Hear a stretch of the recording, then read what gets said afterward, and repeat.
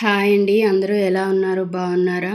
ఈరోజు మన రెసిపీ వచ్చేసి స్ట్రీట్ స్టైల్లో లాగా ఇంట్లోనే ఈజీగా తయారు చేసుకొని ఎమ్మీ ఎగ్ ఫ్రైడ్ రైస్ అండి. దీనికోసం ఒక కళాయిని పెట్టుకొని ఆయిల్ వేసిన తర్వాత 2 ఎగ్స్ అయితే నేను ఇక్కడ తీసుకున్నాను. ఎగ్స్ వేసిన తర్వాత కొంచెం సేపు అలానే ఉంచి తర్వాతే కదుపుకోవాలండి. నెక్స్ట్ కొంచెం పసుపు యాడ్ చేసి బాగా కలుపుకున్న తర్వాత ఒక పక్కన పెట్టుకుంటే సరిపోతుంది. ఇంకో కళాయిని తీసుకొని, ఇది స్టీల్ది కాబట్టి వేరే తీసుకున్నానండి. వేరే కళాయిని తీసుకొని అందులో 2 స్పూన్స్ ఆయిల్ వేసి తరిగిన వెల్లుల్లి, సన్నగా తరిగిన అల్లంని యాడ్ చేసిన తర్వాత 3 సన్నగా తరిగిన పచ్చిమిర్చి, సన్నగా తరిగిన ఆనియన్ ఒకటి తీసుకున్నానండి నేను ఇక్కడ. అదేవిధంగా ఒక 3 బీన్స్ని సన్నగా తరిగి వేసుకున్నాను.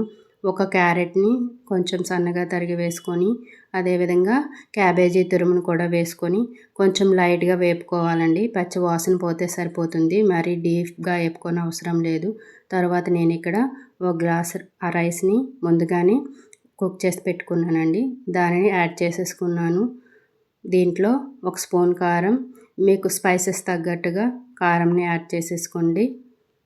1 స్పూన్ సాల్టు, 1/2 స్పూన్ మిరియాల పొడి, 1/2 spoon whole wheat garam masala add చేసేసుకోండి. బాగా కలుపుకోవాలండి. ఇప్పుడు ముందుగా మనం వేపు పెట్టుకున్న ఎగ్ని అయితే యాడ్ చేసేసుకోవాలి. యాడ్ చేసుకుంటే బాగా కలుపుకోవాలండి. యాడ్ చేసుకున్న తర్వాత దించే ముందుగా మీకు ఉంటే స్ప్రింగ్ ఆనియన్స్ అనేది వేసేసుకోండి. నాకు ఇక్కడ లేవండి, అందుకే వేయలేదు. అదేవిధంగా 1 spoon vinegar, 1 spoon soya sauce వేసుకుంటే అంతేనండి. స్ట్రీట్ స్టైల్లో ఏ విధంగా చేస్తారో ఆ విధంగా మన ఇంట్లోనే Emmy egg fried rice ready అయిపోతుందండి. దీనికోసం అయితే నేను ఇక్కడ సోనా మసూరి రైస్ అయితే యూజ్ చేశానండి. 1 గ్లాస్ రైస్కి 2 గ్లాసెస్ వాటర్ వేసేసుకొని 3 విజిల్స్ వచ్చినంత వరకు ఉంచుకున్నానండి.